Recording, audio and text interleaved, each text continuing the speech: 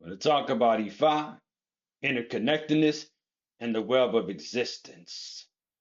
So, the solarized nature of Ifa's teachings is evident in their constant reminder that all forms of life are actually connected.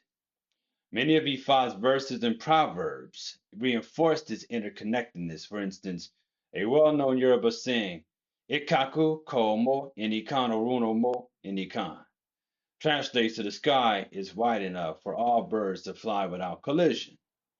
Now, this is a metaphor and it underscores the belief that the universe has a place for everyone and everything, regulated by divine laws of balance and respect. The Orishas themselves are often associated with natural forces, like, for instance, Oyashi is associated with the wind, Shango is associated with thunder, Yemoja is associated with rivers, or that is at least the top of the ocean. Oshun, she deals with rivers as well and fresh water, suggesting that nature is imbued with consciousness and sacred power. Now, humans in Ifa are part of nature's family, so their well being is linked to living in harmony with the forces of nature. In ceremony and ritual, Yoruba practitioners often call upon multiple orishas together, recognizing that divine forces work in concert, not in isolation. So we see that they work together in unison. The holistic view, or this holistic view at least, it also reminds us of the idea of universal consciousness. Just as the sun's light touches all beings regardless of its status, Ifa's wisdom shines on the truth that all exists in one continuum. Modern commentators have noted that Ifa provides a framework for the interconnection of all things, an insight very much in line with ecological and spiritual concepts of oneness in contemporary thought. Ifa divination, dialogue with the universe. At the core of Ifa's practice is divination, which can be seen as the direct conversation with the universal consciousness, if you will, using sacred palm nuts that in Yoruba is called ikin or ikin, or a divination chain is called the opwele, which is the servant to Orumala. The Babalao also asks questions and interprets answers from what is called Odu Ifa. That's the sacred text and scriptures containing hundreds of wisdom verses, far from fortune telling or tarot card reading and so on. Ifa divination is sophisticated within itself for gaining insight into the patterns of cosmos as well as they are related to individual lives. So each Odu, as we call them, a chapter within Ifa corpus, carries multiple layers of meaning, mythological, ethical, medicinal, and personal guidance, illustrating how human situations are tied to cosmic principles. For example, an Odu may contain how an Orisha overcame a challenge, providing both a spiritual lesson and a mirror to the seeker's own life. Engaging in Ifa divination, therefore, is like tuning into a cosmic frequency, if you may, where personal concerns are resolved by appealing to the wisdom of universal principles. The process itself underscores Yoruba belief in conscious universe. It's okay. So we believe that our consciousness pervades the whole entire universe. It's all connected. The fact that one can cast divination and receive meaningful, contextually relevant answers implies that there is an intelligent design or consciousness listening and responding. Babalaos often describe this as spirit speaking through Ifa. Thus, the act of divination reinforces the connection and constant exchange between the individual consciousness and the universal consciousness, guided by Ifa's wisdom.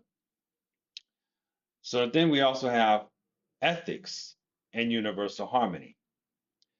Ifa's teachings are not only metaphysical but also deeply ethical, guiding adherents to live in a way that preserves harmony between self, community, and the cosmos. The Yoruba concept of ewa puele, that is good and gentle character, is taught as the greatest requirement to receive divine blessings and fulfill one's destiny. One's Odu, that is, Uh, one's Odu is like your blueprint of the agreements that you have made before you've even come to Earth and the things that you need to fulfill as an individual. Now, there's a such thing called Odu Proverbs. In one Oduifa proverb, it says, Ewa lewa, Ewa lo bieniti o, ni wa lo ru ni lo. Character is beauty. Character is sacred. He who is good and has good character is the one who goes to heaven. This highlights that moral behavior is crucial for spiritual elevation, effectively trying to develop one's person, or that is tying personal conduct to cosmic consequence. Such principles mirror the idea of universal law. Some may call this karma, if you may, found in other spiritual systems. However, it's not exactly the same as other philosophies of cause and effect. We believe that you can do certain things and change the outcome of an event in a process that we call ebo. So, doing something and respecting a result is one thing, but Ifa teaches that you have the ability to change the outcome of an event with the alchemical process that is known as ebo, if I'm making sense. So, if individuals cultivate virtues like honesty, compassion, and respect, they maintain the flow of Ashe in a positive way, benefiting not only themselves, but the broader world. In contrast, negative actions disrupt all that is considered harmonious, creating problems for the individual and so on. So we have to work on harmonizing ourselves with divine destiny and natural law. Also, E5 focus on community through festivals, communal prayers, conflict resolution, further asserts that human society must mirror cosmic harmony. Laws of nature and spirit are considered to be intertwined.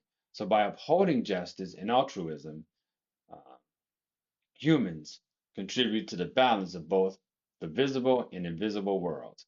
In essence, Yoruba ethics are the divine teachings that enlighten humanity on how to live in tune with universal law and harmony. All right, my sisters and brothers, I'm going to call it a night, but until then, peace and blessings. Much love to you, your family, and elders. Ashe.